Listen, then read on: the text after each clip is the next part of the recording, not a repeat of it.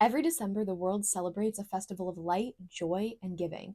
But beneath all the presents, garlands, and tinsel lies something much older and darker. Welcome back to my channel. My name is Ashley, and in this video, we're talking about how the holiday of Christmas was recrafted from pagan traditions. I've got my Krampus mug here, which really has, I guess, a little bit to do with the pagan traditions and holiday of Christmas, but I'm not really going to be talking about Krampus too much in this video. I will have another one though on Krampus and several other folklore legends tied into the Christmas holiday, so stay tuned for that on my page as well. But as I said in this video, we are talking about how Christmas was recrafted from pagan traditions, which Catholics and Christians just hate to hear about. I don't honor any specific type of religion, so I'll just start by saying that. I was raised Catholic. I actually went to a Catholic elementary school. I did have all of my sacraments except for marriage. So I made it to my confirmation, and then I didn't really care about religion much after that. So I didn't move forward with the last sacrament. And the person I married didn't have, I don't believe he had a confirmation, so it wouldn't have worked anyway. But if you know me and you've spent any time on my page or any of my socials, you know that I love a good history story, especially when it's tied into folklore or anything that could be spooky. A lot of the pagan traditions were more on the spiritual side, and so this is a topic that's very interesting to me. So let's get into it. Grab a warm, cozy drink if you want to and settle in. So long before Christmas was known for reindeer, Santa Claus, nativity scenes, the midwinter season belonged to the pagans, who gathered around sacred fires, held rituals, even sacrifices, all to ensure that the sun would rise again after the dark winter season. So again, today we are unwrapping the real story of Christmas and how it was recrafted from ancient pagan rituals, why early Christians absorbed those traditions, changed them and slapped a new name on them, and what the forgotten folklore of Yule sacrifices really reveals about humanity's oldest winter fears. Let's get started with Chapter 1, the oldest celebration, the winter solstice. Thousands of years before Christ was even born, people all across Europe and elsewhere marked and celebrated one sacred night, the winter solstice. It was and still is the longest night of the year. It is still celebrated by pagans and many other people. The winter solstice is the longest night of the year, but the shortest day because of that. It usually falls on December 21st, that turning point when darkness finally starts little by little to give way to the light again. And to ancient people who lived by the cycles of the sun, this was life or death for them. Would the sun and light come back after this long, dark winter season? Some people weren't sure. People were anxious about the sun and light returning once again, and the sun's lower position in the sky as it sort of sunk lower and lower, and that gradual shortening of the days led some people to worry that the sun would permanently disappear below the horizon and not come back up again, bringing endless darkness and cold to everyone's lives. And obviously, it wasn't like today. Winters were hard, winters were sometimes life and death. Some people didn't have enough food to last through the winter. Some people would starve. Some people didn't have the right means to heat their homes.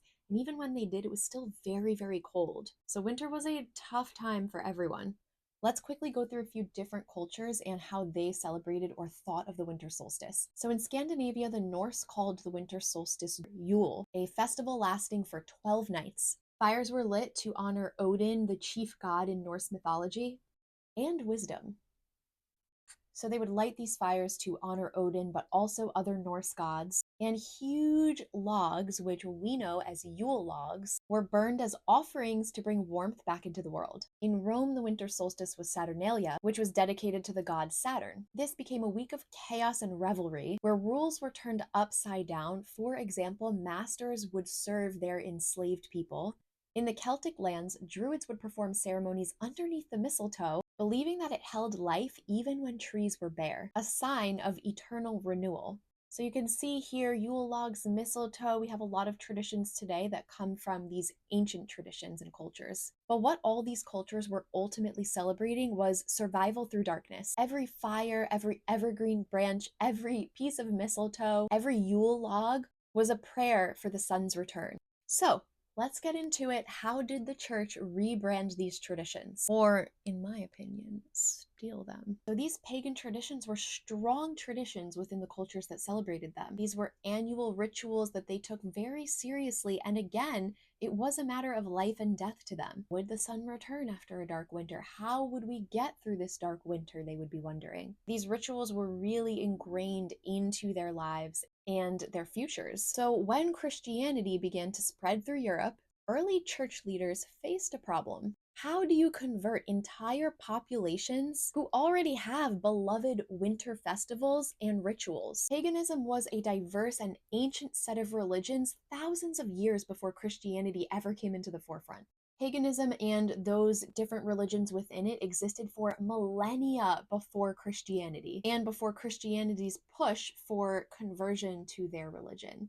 So now we enter chapter 2. The church rebrands Yule. So Yule is an ancient Germanic festival traditionally held near the winter solstice to celebrate again the longest night of the year and the eventual return of the sun. Modern pagans today still celebrate Yule rather than Christmas or any other holiday tied into the festive season. Yule is that holiday for many people. It's when the sun is at its lowest point daily in the sky. So back to what I was saying just a few moments ago, the problem posed to early Christians was, how do we convert all of these people who are already celebrating their own traditions to ours? And they figured, we don't erase them, we just rebrand them. So by the 4th century, the Roman Church declared December 25th as the date of Christ's birth. There's actually no specific date or month given for the birth date of Jesus Christ in the Bible, and I didn't know that until I started doing research for this video, and that's just, I don't want to say too much, but it makes me giggle. So December 25th was essentially just a made-up date for the birth of Jesus Christ that just so happened to be very close to the date of the winter solstice. While I'm being a little bit snarky, I do just want to say, I do think people should have faith in something, anything, whether it's a religion, spiritualism, the universe, Jesus Christ, whatever it is. So why December 25th if it wasn't directly stated anywhere in the Bible? Well, because like I said, that's already when pagans were celebrating the return of the sun. It was very close to that 21st of December time when the winter solstice takes place. They were celebrating Sol Invictus, the rebirth of the sun, or the unconquered sun. So by aligning Jesus, who they called the light of the world, with the rebirth of the sun, the church gave already familiar rituals a new Christian meaning. Yule logs became Christmas fires. You know, everyone loves a cozy fireplace during the winter, especially during the Christmas holiday.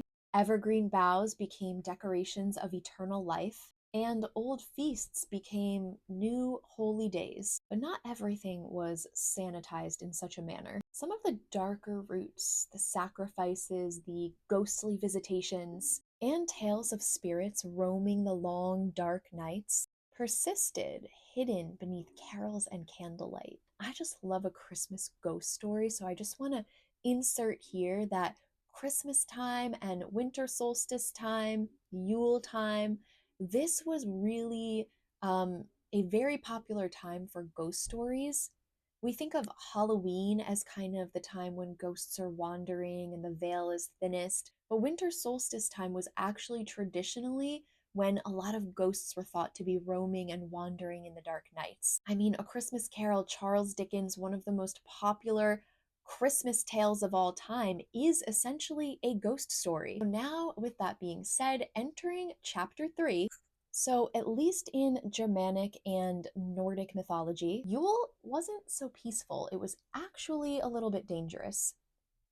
The god Odin was said to lead the wild hunt, a spectral procession of warriors and spirits who were thought to be riding through the sky throughout the 12 nights of Yule. And this is no Santa Claus and his reindeer, because to see them meant death. People stayed indoors, fires burning bright, offerings of bread and ale left at the doorstep for protection. Also very similar to how trick-or-treating came to be a Halloween tradition, leaving offerings for spirits who were roaming at the doorsteps. Like Halloween or Samhain, Yule was a time when the veil between the two worlds thinned, when the dead could return and spirits could roam freely. Then there were also Yule sacrifices, and these were not mythic, they were very real. Chapter 4, the Yule sacrifices. Before Christianity, the Norse believed that blood was sacred. It fed the gods, and it bound humans and deities in a pact for survival. During the winter sacrifice, animals would typically be offered, usually boars, horses, or goats, to once again ensure the return of the sun and fertility of the land. Blood from these sacrifices was said to have been sprinkled on temple walls, statues, and even the worshippers themselves. It was both a lesson and a warning, saying that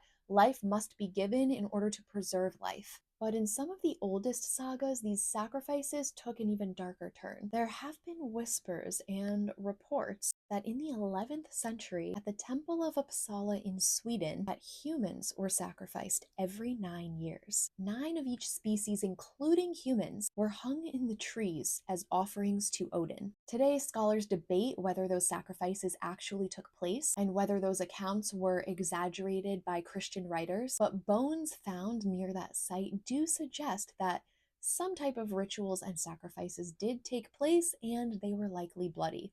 As time went on and winter deepened, offerings became more symbolic.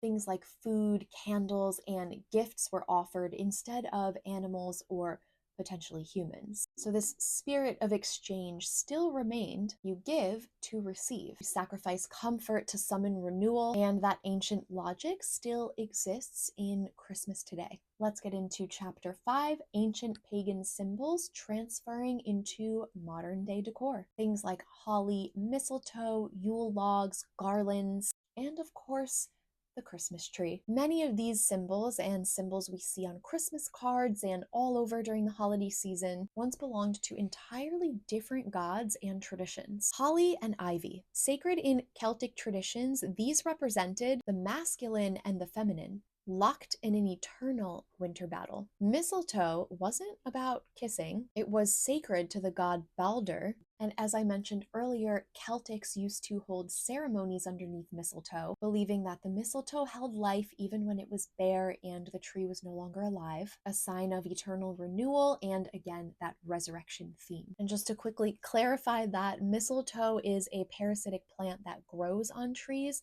So when I'm saying that the Celtics thought that it held eternal life even when the tree was dead, the mistletoe would be alive, but the tree that it was on typically might have been dead already. So if you need a visual or an image to go with what I was saying, they would perform the ceremony under the mistletoe, which was very much alive, growing on a tree that was already dead. Then, of course, we have our beloved Christmas tree. Ancient Germanic tribes used to decorate trees with food, candles, and small idols to honor forest spirits. And it wasn't until the 16th century that German Christians adapted that custom, placing a tree inside their home, and even then it was seen as still a pagan tradition. We can see those themes of hanging food on trees when we still have traditions of creating popcorn garlands or dried orange garlands that people place around their Christmas trees. Then we have the Yule log. The Yule log centuries ago was, of course, burned to create warmth in the home. Remember that in Scandinavia, as I mentioned earlier, and I'm sure other places, Yule logs were also used to burn as offerings to bring warmth back into the world. Those Yule logs obviously became our modern day fireplaces. And now, chapter 6, the transformation from blood to light. How did a season of sacrifices and sun worship turn into a season of glittering lights and gifts? Christianity did not obviously erase pagan rituals. They absorbed them, in their minds maybe purified them or sanitized them and made them symbolic for their own means. The fire of sacrifice became the warmth of hearth and candles. The blood offerings became the wine of communion, the blood of Christ. The gifts to the gods became gifts to one another. But really, at its core, the season and the holiday have always been about the same thing: triumph of light over dark, and the hope that what dies in winter will rise again. Even now, when you light a candle on Christmas Eve or during the holiday season, you are sort of performing an ancient act, one that reaches back years and years through Christianity, through the Norse fires of Yule, to the very first humans who feared the endless night. So remember, this holiday season, Christmas isn't just a holiday, And it's also not just a Christian story, it's a human story. A story of how we face darkness with ritual and how each generation continuously remakes those traditions in its own image. So, this holiday season, if you celebrate Christmas, each time that you light a candle or hang some mistletoe, light a fire, decorate your tree, or give a gift, remember the long road that brought so many modern day people, whether they are Christians or not, to that point. And maybe, just maybe, give a quiet thanks to the old gods who maybe just might be watching from beyond the snow. Blessed Yule or Merry Christmas. Thank you so much for watching this video. This was a lot of fun for me to research and make. This is a topic that I'm very interested in. I do celebrate Christmas, although I don't really celebrate the religious aspects of it. But I am very well aware that all of these traditions do stem from things outside of Christianity.